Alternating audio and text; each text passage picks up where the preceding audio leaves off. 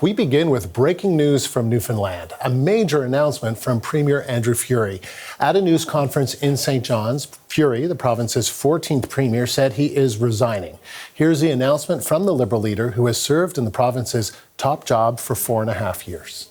Now the time has come for me to return to my family and to the job that I love in the operating room, where I will continue to serve the people of this province in a different way. As a result, I've asked the party to begin a leadership race to replace me. This will be consistent with the electoral timing rules and will allow the accommodation for the one-year rule that, as you know, requires a general election within 1 year of a new leader.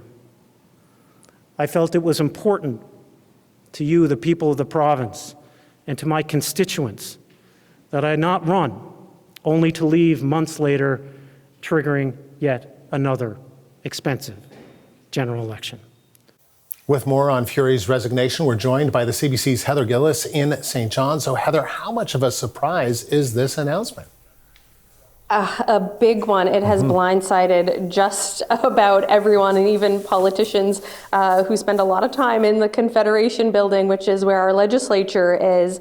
There has to be a provincial election sometime this year, likely in the fall or before the fall, as Premier Furey just alluded to there in that clip. So many people had their minds today towards a possible election call. No one was thinking about a resignation today. So just a little history here. Furey became the Liberal leader and the premier back in August 2020 after winning the Liberal leadership race, and he replaced former Premier Dwight Ball. Now, Furey has always said that he is not going to be a career politician, so staying true to his word there today with just one term in office. Now, he says he wants to spend more time with his family, which is something we commonly hear from many politicians when they resign. And Furey also says that he came to the decision to decide to step back over the Valentine's Day weekend when he was deciding that with his family and sat on the decision for the last, 10 days or so.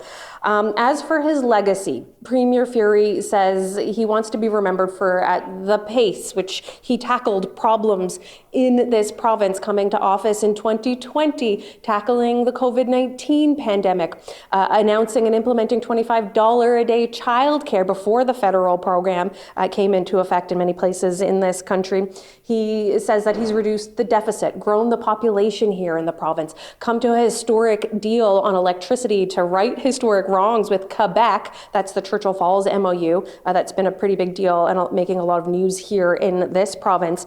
And of course, bringing home the province's unknown soldier this past summer.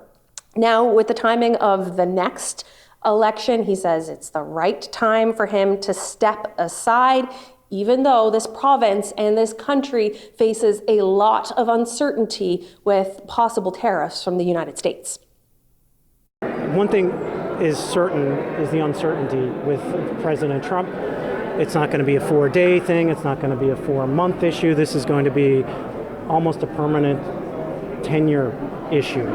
So we're looking at 4 years of erratic, crazy, bonker behavior by the President of the United States. So I thought that the tariff thing was going to be solved in days, and that maybe that would have changed things. But this is going to be a pervasive problem for Canadians for 4 years. And I do think that Canadians have to take it seriously, but not ever let it erode our identity, our unity, and our sovereignty.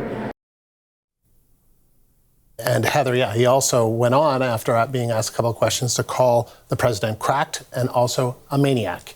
What's next for provincial politics in Newfoundland and Labrador? Yeah, he did say those things. Furey also saying that he can't commit to another 4-year term as premier of the province. So, of course, now the process needs to begin to replace Andrew Furey as the Liberal leader and the premier of the province. Furey says that he spoke with the president and vice president of the Newfoundland and Labrador Liberal Party today, and that process will begin. Of course, he is ruling out a run for the federal election, if that comes sooner rather than later, or anything political for the next little while.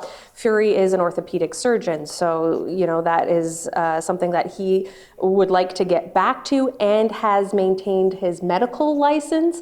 Furey also operates a medical charity called Team Broken Earth, where he's taken medical teams to disaster-stricken areas of the world, and he spoke about his love for that and for helping people of the province through medicine.